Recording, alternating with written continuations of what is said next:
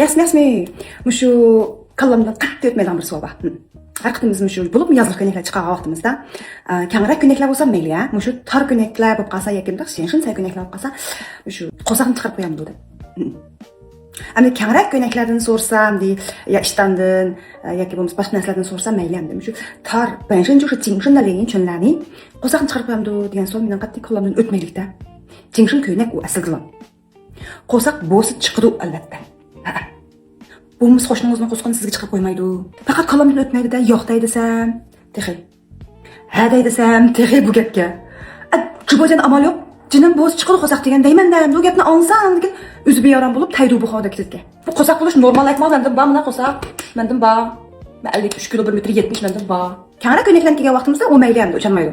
Bo'libmi jinshin, tar, botun bunday narsalar kiygan vaqtimizda qo'saq chiqib qolsa nima qilamiz? Bu dunyoda titunku deb bir narsa barliq kelgan. Uzun yillar ketdi. Yaxshi narsa o'zi bulgan narsa-ku bu. Shuni kiysak bo'ladi qizlar, shunchaki oson amaliyotda bu ishni jo'j qilish. Bo'libmi so'ringa borgan vaqtda men qo'saqimni do'q chiqarib qo'yib, qo'saqning izini chiqarib qo'yib, miyalar beldan bo'lib qolayotgan, miyalar beldan bo'lib qolayotgan. Bir sal diqqat qilinglar. Diqqat qilinglar. Endi bunda go'sht bo'lish, qo'saq bo'lish, sag'ir bo'lish, may bo'lish u ayib emas. Ayibni mana menda ko'z tutib qo'ysangiz u ayib u.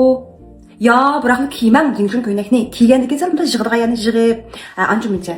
Cho'qim endi belni minchilik qilib qo'ygan bunda o'qib qo'ygan endi qadar shu yog'larni yoki bo'lmasa bir titunkularni kiygan gap emas. Normal. Ya'ni beldan chiqib qolmaydigan holatda sitraq bo'lsa bo'ldi u. Ashtaqlarni faqat topamayotgan misollar bugun ko'jang qilmoqchi bo'lganim mau, mashqning yeni chiqqan jo'mtiq mau. Mau yilqidek vahshiy yig'digan undan emas qizlar. Shunchalik rohatlikni talab qilgan maxsus yozdikdan jum mau. Raqtimi shunchalik nefis, shunchalik rohat, binyan bir xil muzdek tegib turgan bir raqtlar ashtaq. Yozdan qanday siqib kiysangiz sizni qat'iy beram qilmaydi. Mendan bana qo'saq ko'rdingizmi? Na. Bak. O o'rg'uq bilan qizlar, ben inchga sag'ir egiz bo'lish, ya'ni siyov cho'tin, u boshqa.